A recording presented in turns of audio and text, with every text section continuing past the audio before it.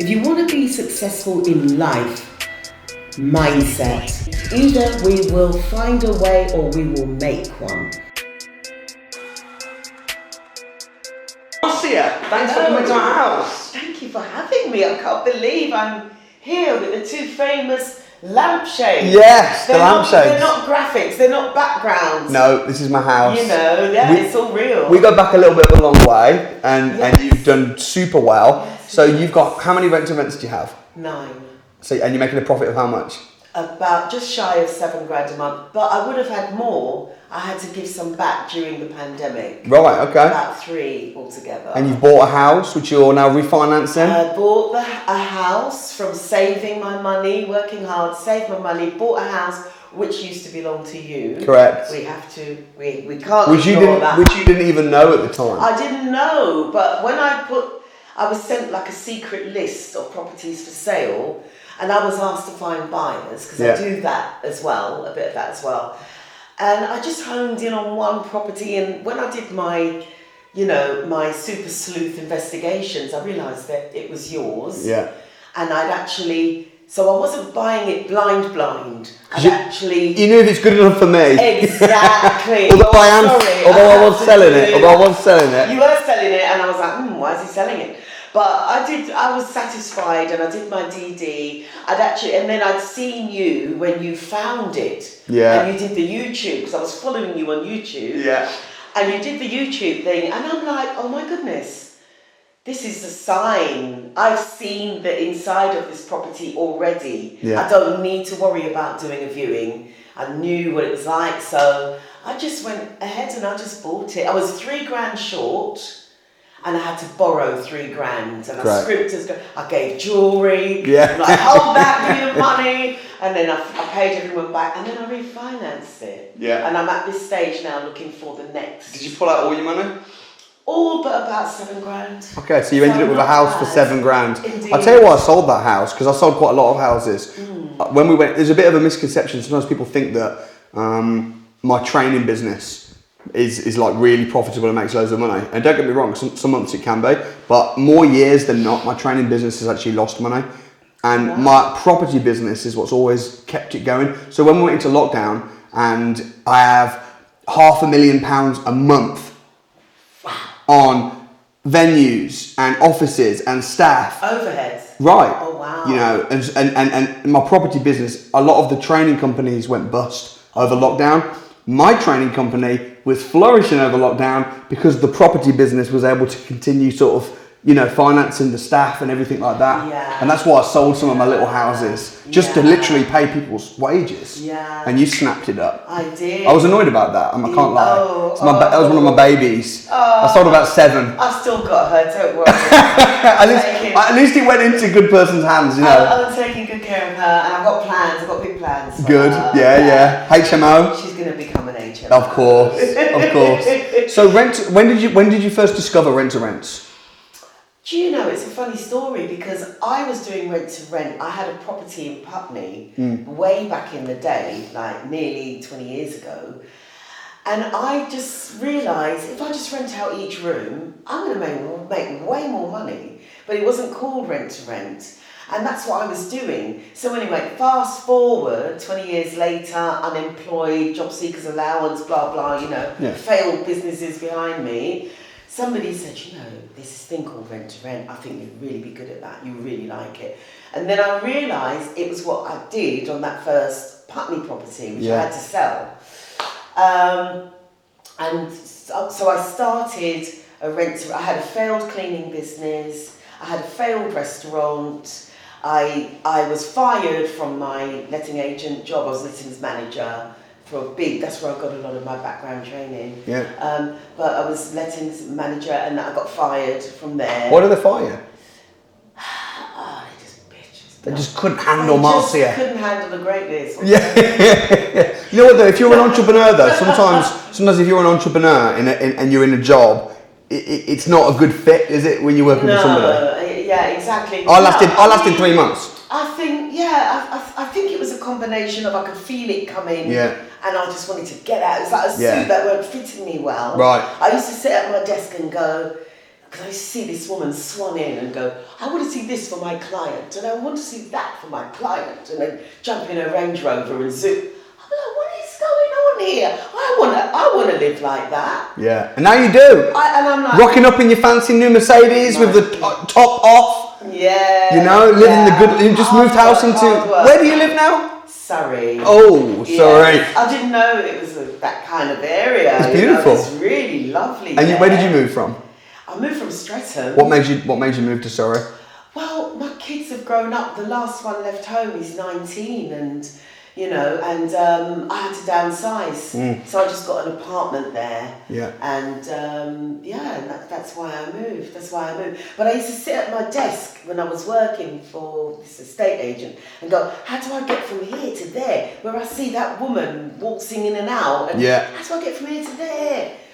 Oh, I used to pull my hair out. And that's good though, because most people don't think like that. Most people will see somebody, I was an estate agent and I saw all these people making all this money, and most people just think, oh, well, that's their life, this is my life. But me and you are the same, because we're thinking, well, how can I do that? Yeah. How can I be making loads of money? Get that? Yeah. Not hating, not begrudging or any jealousy. It was just like, I like the looks. When you see someone super successful though, in property or any business, you can either find an excuse, they're only successful because their parents, and you can hate, or you can be inspired and say, actually, how can I be more successful? Yeah. So previously you'd rented a property out, not rent to rent, but multi-rooms. Yeah. Which you owned. That's right, yeah. So you kind of knew you organically fell into the strategy of multi-room renting, and it's like obvious, right? Why would I rent a property out to a family when I can do room by room? Yeah. So then, when did you get your first rent to rent where you're controlling a property? I set up the business 5.5 years ago. I teamed up with a JV partner, and within that was just for the first one because I hadn't done it for so long. Yeah. I was unemployed, and I was a single mom, and I was just a bit nervous, deposit, admin fees. Yeah. And I was just like, oh my gosh. So anyway, I got that one. That was within the first, say, 3 months of setting up the business. And got that through an agent, and it was my JV partner that had a bit more sort of experience in the rent to rent arena, as it were. So he walked me through that one, did the introduction with the estate agent, and because as well I didn't have references, they charged me a bit more on the deposit. Side, but there's always a way around it though. Again, a lot of people would say, they're saying that I haven't got good references, therefore I can't do it. But actually, you're saying, well, how can I? Okay, I can pay a little bit more deposit. Right, and then I sort of piggybanked with this guy, as well, who had, How bad was your references at that point? Did you have bad credit? No, maybe I did have bad credit back then. Yeah. Credit's all right now. Yeah. But back then, And where did that £8,000 come from? That £8,000 was mainly savings, but I've got to give credit. My little grandmother left this little house in Jamaica, riddled with termites, you know, and my whole family was saying to me, yeah, it's not worth anything, just leave it. And for 7 years, I pursued the whole paperwork of this company to get the probate and then to do the sale, and I just stuck with it, and I even had to fly to Jamaica, and eventually that's where I got the bulk of my money from. Nice. But as it was going down, I was just like, I need a parachute, I've got to do something. And that was when I got my first rent to rent, and I haven't looked back since. What was it how did you justify, because I know you spent thousands of pounds coming on our training, how did you justify that decision, because it's a big step? Because first of all, I followed you on YouTube, and everything you say, I just liked your energy, the positive mindset, and you were just doing it. And from the age of 17, you were thinking that way, and all of those hurdles that you overcame, where people shut the door on you and no one believed in you, kind of thing, apart from your family. And it just resonated with me. And then, that's why I was able to buy that property pretty much blind, just because you said so, because you bought it, and if it's good enough for you, it's good enough for me. And I just thought, what more could I learn? Let me expand my learning, because I have to say, even with rent to rent, you need knowledge. You cannot just rock up and say, well, I've got some money, I found some property to rent. You need, because there are so many moving parts, so many things that can go wrong. I'm not just saying that. I fight fires. I've fought so many fires in my business. I've got 45 units as I'm managing about 50 people. Yeah. And like even just on the way here, a boiler was down and a toilet seat was loose. And you know, they're getting like antsy about the toilet seat. And but anyway, you've got to know how to deal with every objection, every issue, not just from the tenants, but from the landlords, the agents, everybody. And you know, you do build up the confidence, but you've got to have the knowledge, and you've got to stay on your toes, and you've got to keep up with the knowledge. What's happening with Section 21? Yeah, right. They're abolishing it completely. And you know, what does that mean? How will that impact things? And that's why you need to keep your network going, keep building up the network. And that was one of the big benefits. I mean, the presenters were amazing, very inspirational. You know, I don't need motivation, but I love getting it anyway. Yeah, you know, I think it's motivating when you see people making money, and when you have knowledge, and you're like, oh my gosh, I can do that. Exactly, that's inspiring. Exactly, that's what it is, and it's that knowledge, because I know I'm not just going to sit within Rent to Rent either. I will be moving into developments. I've already done my first BRR, even though I skipped the B bit or the R bit. You didn't need the refurb. I didn't need the refurb, really. I've managed, but I'm going to come back to that. I'm going to circle back to that. And you, in your network, and that's why going to these courses, because you're with people on the same level of mindset where they're prepared to invest in themselves. And one of the best investments you can make is in yourself. That's the first place. It starts. So and talk to me then about your rent to rent. So are they all rent to HMOs, or are they serviced accommodation? They're all rent to HMOs. So they're all HMOs. And whereabouts? What's the area? Have you got one area, or do you kind of? Southwest London, in that ballpark. It was a half-hour drive from my house, and once I'm at one property, it's no more than a 10-minute drive to get to the next one. And how do you find the landlords? How do you present rent to rent as an opportunity to the landlords? You know what? It has gotten harder.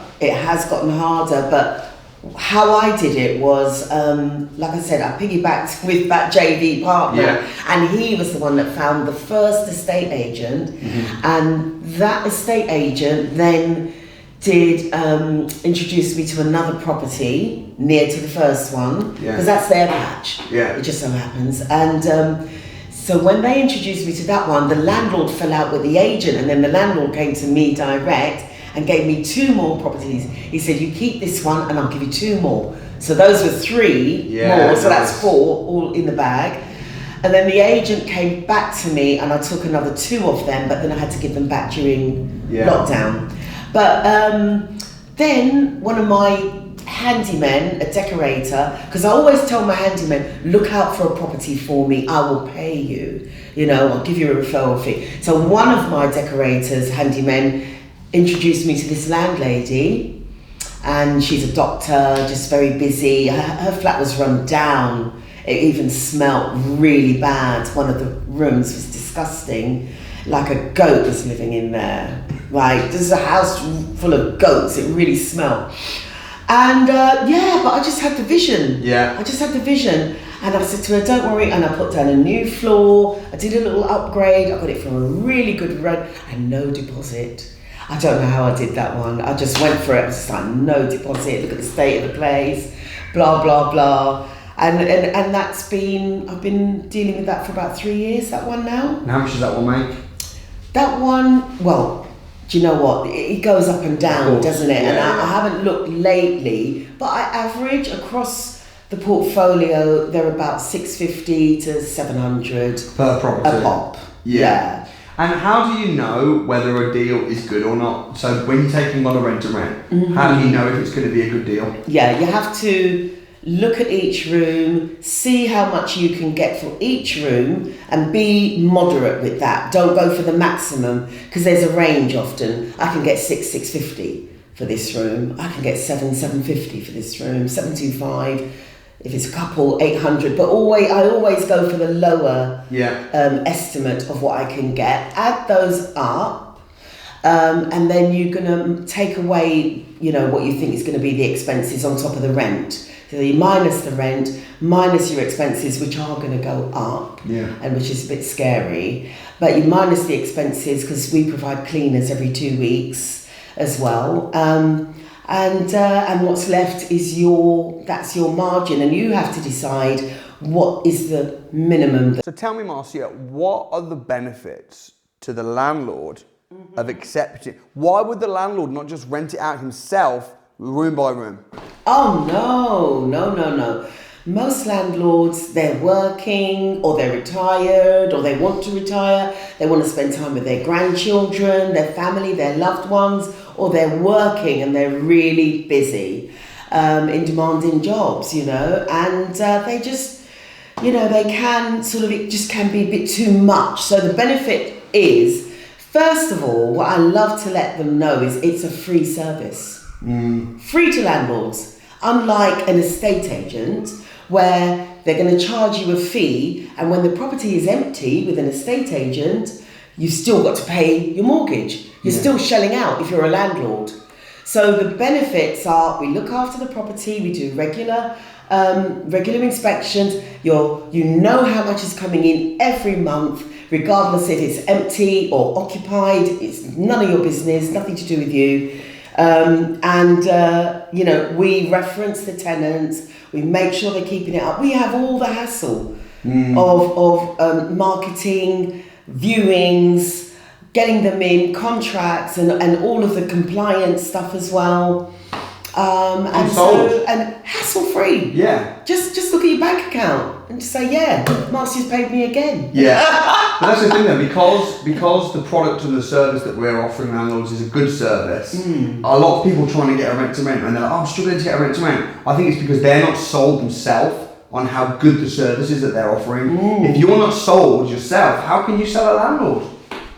Well, look, we've got the business account, the client account, we've got all of the, with the PRS, with the, we've got our indemnity insurance, all of those things. So if anybody was to look us up and do that kind of background check, they'll find all of that, with the DPS, or no, we changed from them to another one.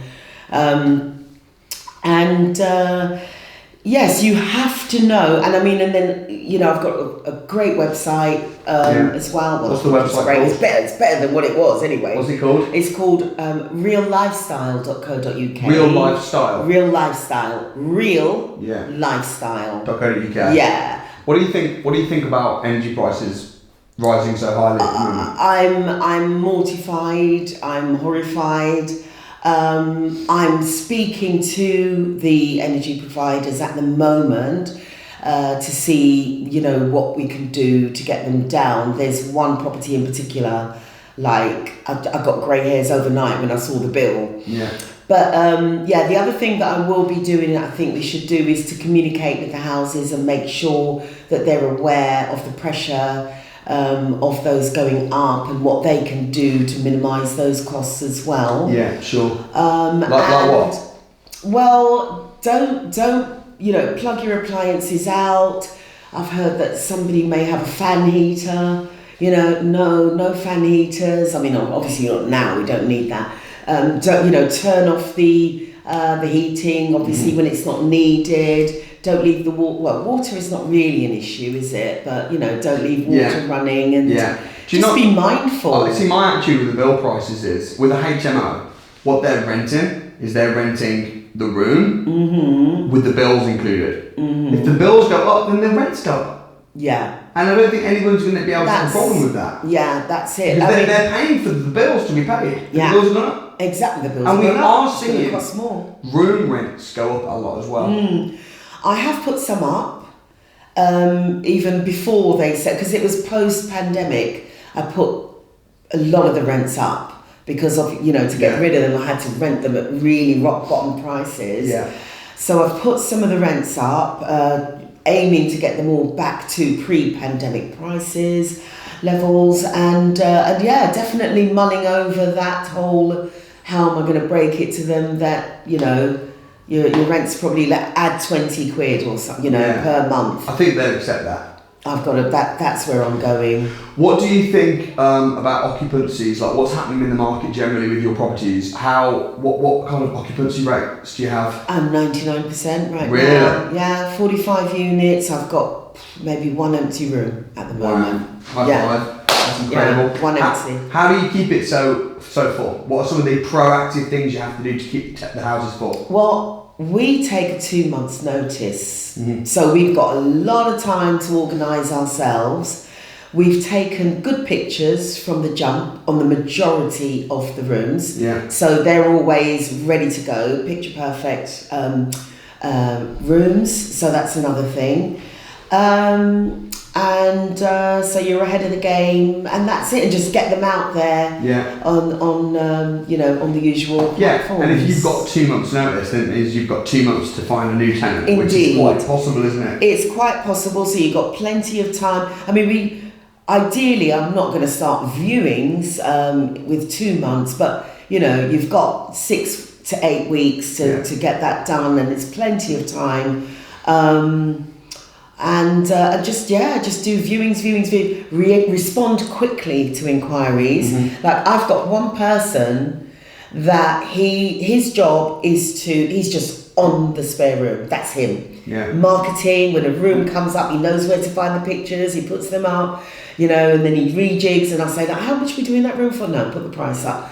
Boom, he does it straight away, and then you respond to inquiries quickly. You know, it's interesting. That's another thing. Because you've been doing rent to rent for a while now, and you've got a portfolio, you're making $7,000 a month, all's good. Now, when it comes for you wanting to buy a property, which you have done, you just bought one last year.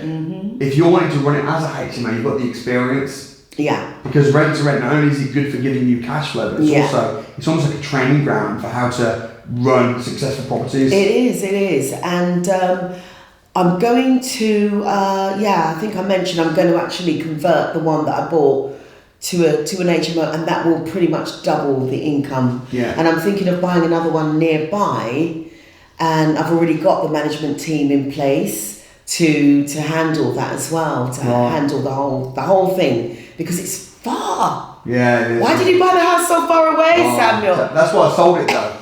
Far. But what are the hardships of rent to rent? What are the things that keep you up at night? Well, things like what keeps me up? Like when a room is just empty and it's pandemic. Okay, that's then. That's then. It's like you're still wounded from the pandemic. Man, I'm telling you, it was hard. It was hard, man. But no, it's like if I've got if I've got 3 rooms empty, you know, I don't like any rooms empty. That just keeps me up. That's like, I've got a room, it's empty. Why is it not renting? Because you've got to pay the landlord. I've got to pay. So do you think that rent to rent is super risky then? Because if you're having to guarantee that you're going to pay the landlord, and then if you can't rent the rooms out, you kind of scuppered, aren't you? There is an element of risk, you know. There is an element of risk, but you know that he who dares wins, you know, or she who dares wins. It comes with the territory. If I didn't do it and take that risk, I wouldn't have been able to buy that property that I bought. I wouldn't be looking for my second property now. Yeah. And also, I wouldn't be able to be looking for land in Gambia right now to buy, where I'm going to build my dream home. Wow, is that the plan? That's the plan. I just got back from Gambia the other day. Yeah. You know. You'll be driving your nice new Merc. And I'm going to be able to buy I bought my dream car, a Mercedes drop top AMG line. Nice. Do you know what though? It kind of makes me, when people say to me, rent to rent is really risky because I might not be able to rent the rooms out. Of course there's risk, right? It's risk. But my thinking is, if you're so scared that you can't rent the rooms out, number one, you've got to do due diligence before you take a property on anyway. So you've got to get knowledge. And number two, well, what happens? You'll never buy a house then.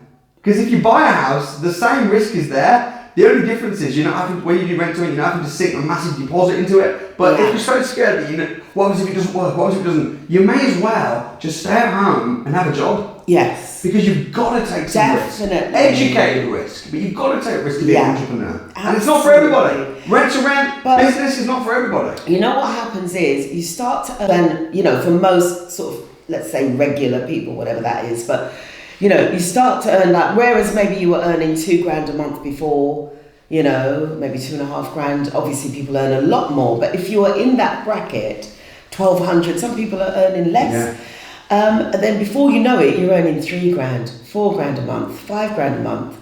You can save. You can save for those hard times when you need to dip into your own pocket and pay people who are working for you. I've got to pay that guy to do my marketing. I'm taking on another assistant I'm training her up to be the property manager. Yeah. She can't wait. And then we're going to expand into talking about what's next. I'm expanding into a maintenance company. Nice. And that's going to be another revenue stream. It's interesting that you were fired as a lettings manager and now you're hiring lettings managers. That's right, exactly. Bang. That's it. And that's how you write your own story. You tell your own story. Is your story gonna be, I was so scared, I didn't leave my job, I didn't take the risk, I never got that house, I never was able to pay for education for my children, take them on those holidays. Do you know what I mean? Yeah. Take time off work. During the pandemic, I was in Barbados for 2.5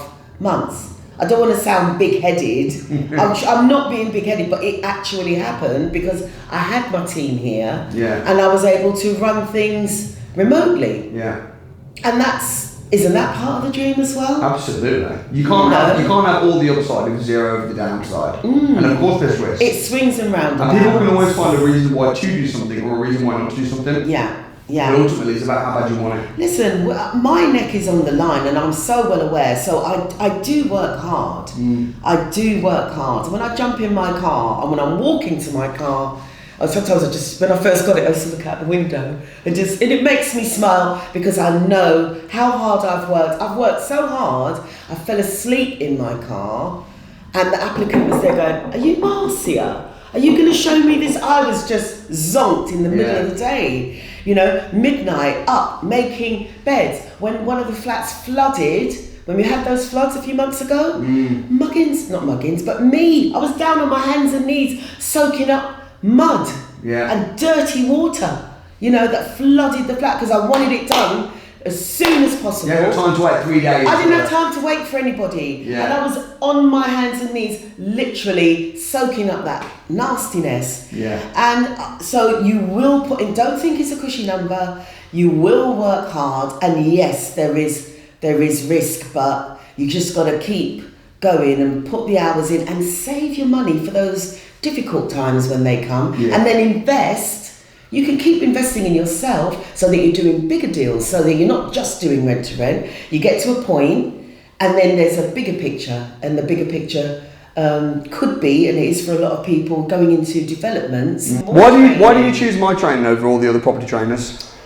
There was just something real about you, just real, you know, and because I know what it's like to have to overcome this, and like a lot of people do, you know, they have to overcome things. And I just resonated with your story, you know. And then I've got your book, Buy Low, Rent High. Yeah. You know, and I read that in Bourneville. Yeah. You bought a place where the chocolate comes from. Yeah. You know, and it was just very engaging and from humble background like myself. Yeah.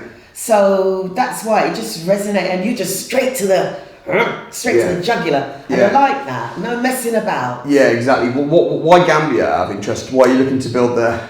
Well, I was in Barbados, and because I've got a network in Barbados actually, but I realised the cost of living is quite high there.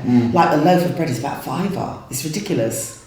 And so as beautiful as it was, I started to hear about Gambia and people saying to me, Gambia this, Gambia, really good deals. So I thought, and then it was my son, my big son, and his wife to be said, Gambia, are you coming? And I was like, wow. So you're going to buy a piece of land and build your dream home? I'm getting the message. Yeah, so nice. That's where I'm going to have it. You can. I found the land. It's a 20-minute walk from the beach. Beautiful. And I'm going to build a house with a pool. Right. A dream house. Well, what's your strongest reason for doing this? I had so many years of going without, and I was a teenage mum. I got pregnant when I was 16, nearly 17, and one of my raison d'etres was just, I've got to show everybody that's not the end of me. I'm a winner. I made a mistake, but I'm a winner, and it's just never gone away. I just always want to keep winning. How do you feel now? Achieving. How does it feel now to have achieved what you've achieved, to be making a very, very good income in property, to be managing 45 units, buying houses? How does it feel to have achieved all that? It feels wonderful. I'll be quite honest with you. Because I know the blood, sweat and tears and the risk and, that I've put into it. And I know with the failed businesses, failed cleaning company, failed restaurant, and other business I started, which I had to set down because my babies were arriving. I'm like, where do you come from?